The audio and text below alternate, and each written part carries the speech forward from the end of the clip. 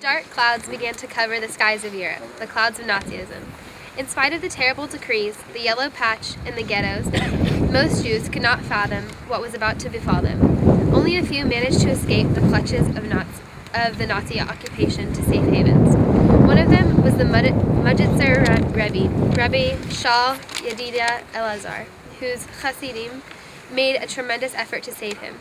As the Nazis entered Poland, the Hasidim smuggled him out of Poland to Vilna in Lithuania, and from there he made his way across Russia to Shanghai, China, eventually arriving in America in 1940. Meanwhile, in Poland, tens of thousands of Jews were being shipped off daily to their death in cattle cars that were part of the railway system. Roused from their warm beds in Warsaw in the middle of the night, husbands were separated from their wives, children wrested from the arms of their parents. The elderly were often shot on the spot in front of their loved ones. Then the Jews were gathered and sent off in those trains to a place where their existence would no longer trouble the Nazis, to Auschwitz, Treblinka, and Majdanek. Inside the crowded cars, over the clatter of the cattle cars' wheels, rose the sounds of people gasping, sighing, weeping, and dying. One could hear the stifled cries of the children crushed together. But in one such car, headed toward the infamous death camp Treblinka, the sound of singing could be heard. It seems that an elderly Jew, wrapped up in his ragged clothing, his face white as snow, had made his way over to his neighbor on the death train, begging him to remind him of the tunes sung by Mujitzer Rebbe during the Yom Kippur service. Now what you want to hear is Nigunim, answered the other with a hard look at the Hasid, thinking that maybe all the suffering had caused him to lose his mind.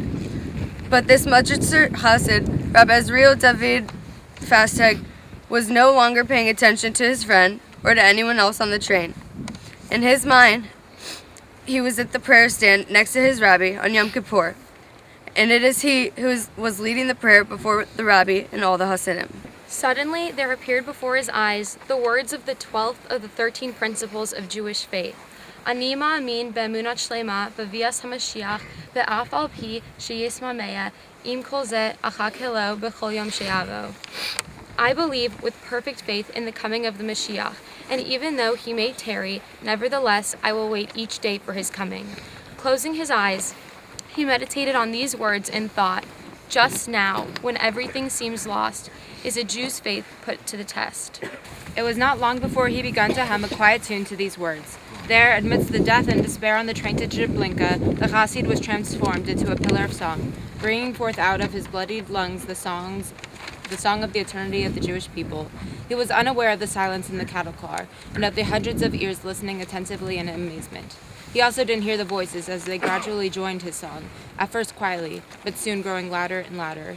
The song spread from car to car. Every mouth that could still draw a breath joined in Reb Azriel David's Ani Ma'amin. As if waking from a dream, Reb Azriel David opened his eyes to the sight of the singing train.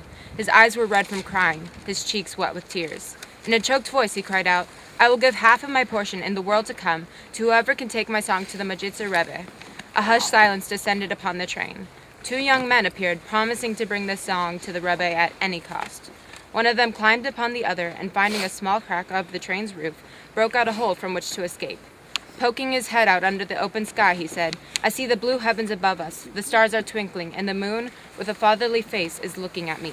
And what do you hear? Asked his companion. I hear, the young man answered, the angels on high singing Ani Ma'amin, and it's ascending to the 7 firmaments of heaven. Bidding farewell to their brothers and sisters on the train, the 2 proceeded to jump off, one after the other. One was killed instantly from the fall. The other survived, taking the memory of the song with him. He eventually found his way to the land of Israel, and the notes were sent by mail to Rabbi Shaul Yedidia Elazar in New York. Upon receiving the notes and having Reb Azriel David's Ani Ma'amin sung before him, the Mujitzer Rebbe said, When they sang Ani Ma'amin on the death train, the pillars of the world were shaking. The Almighty said, Whenever the Jews will sing Ani Ma'amin, I will remember the 6 million victims and have mercy on the rest of my people. It is told that on the first Yom Kippur that the Mujitzer Rebbe sang the Ani Ma'amin, there were thousands of Jews in the shul.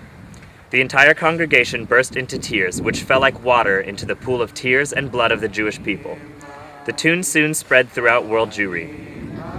With this nigun, said Rebbe Shaul Yedidia Elazar, the Jewish people went to the gas chambers, and with this nigun, the Jews will march to greet Mashiach.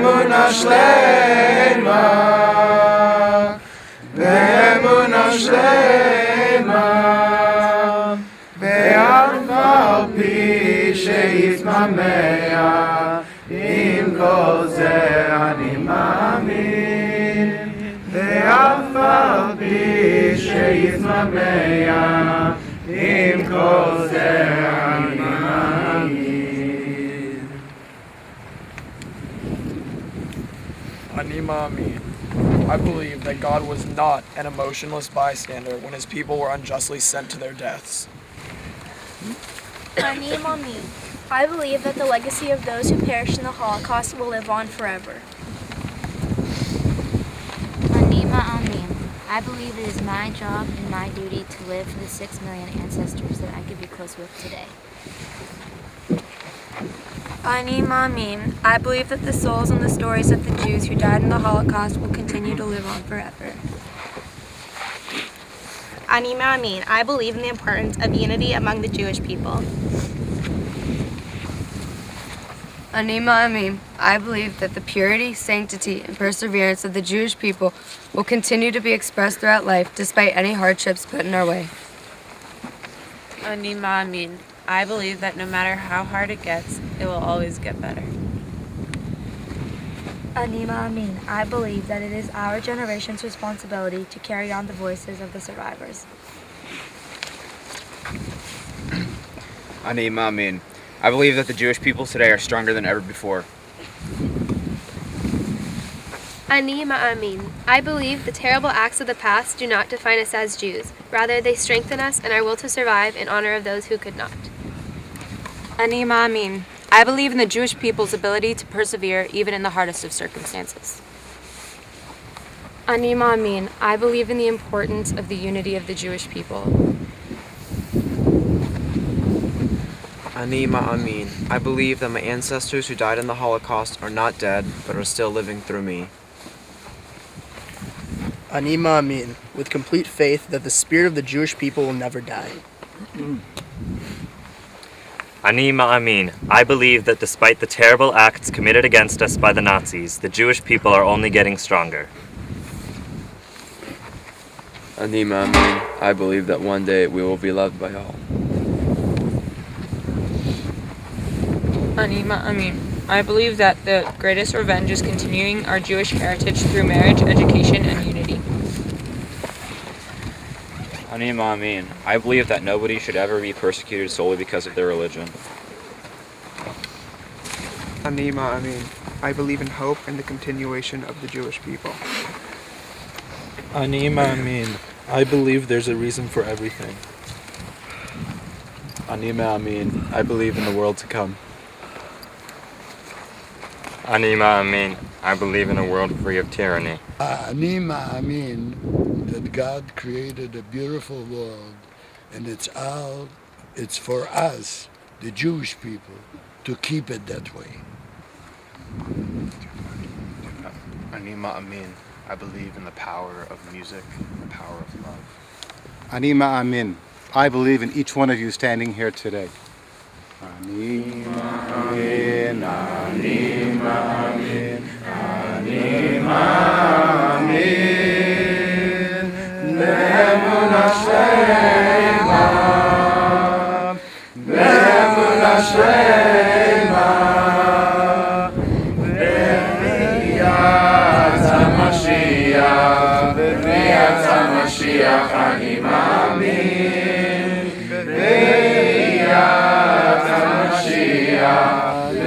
בביאת המשיח אני מאמין. אני מאמין, אני מאמין, אני מאמין. באמונה שלמה, באמונה שלמה, ואף על פי שיזמניה, בעקבות זה אני מאמין. ואף על פי שיזמניה, בעקבות זה אני מאמין. We mentioned two words when we first got to Treblinka. One was imagination, the other one was resistance. Imagination because you could look around and you don't see the death camp that once stood here. And resistance because we understand that here, just like in some of the other death camps and concentration camps, there were those that resisted. But I want to ask you to use your imagination right now at this time of transition. Transition from weekday to what will soon be Shabbat. A time of transition from now what is the time we're spending in Poland learning about the Holocaust and going soon to Israel, thinking about the past and imagining an amazing future. Resistance is a very strong word. And I ask you to use your imagination to think a thought that probably some of you have already started to think about is whether or not you could have resisted.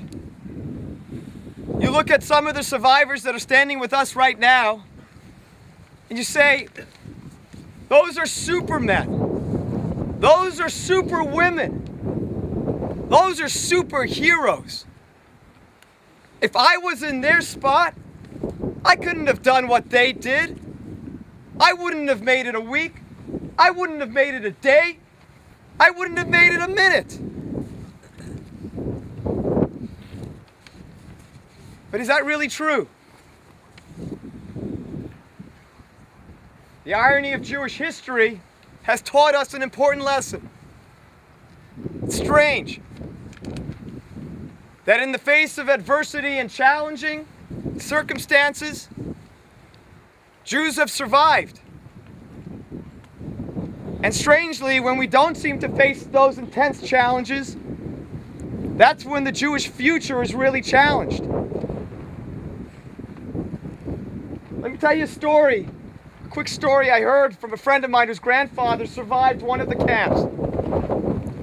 We've heard these types of stories many times before, where a Nazi officer goes over to the Jew and starts to kick him and starts to beat him with a club and starts to laugh at him, and he starts to tell him, don't you get it? It's all over.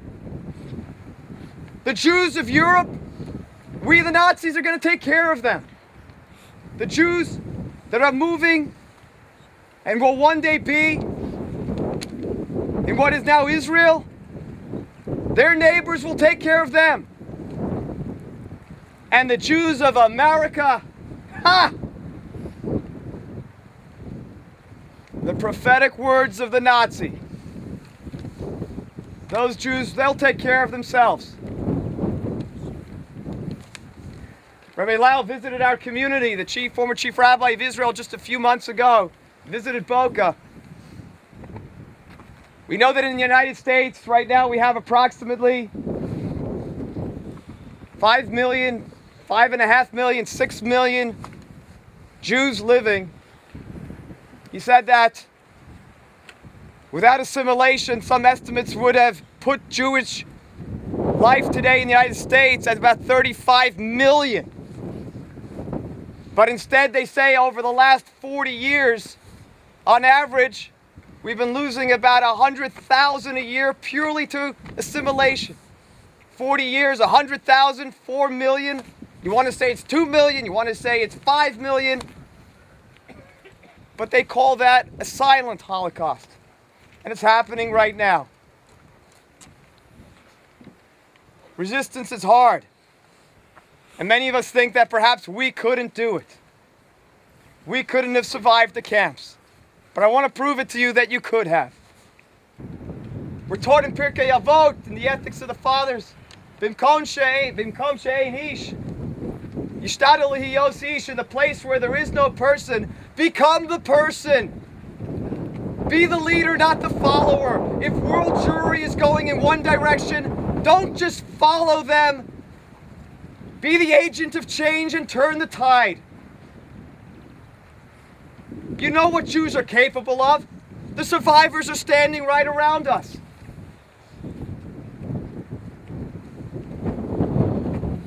For hundreds of years, Jews had to face persecution. You wanted to be a Jew? You had to make a decision. Do you want to be beaten up? Do you want to face the challenge of maybe being murdered? Or do you want to observe your Jewish faith and your heritage? Jews had to make that decision. And so many times they chose Judaism. We know that this trip, this experience is called the March of the Living. The living. Now it's our time to live for Judaism.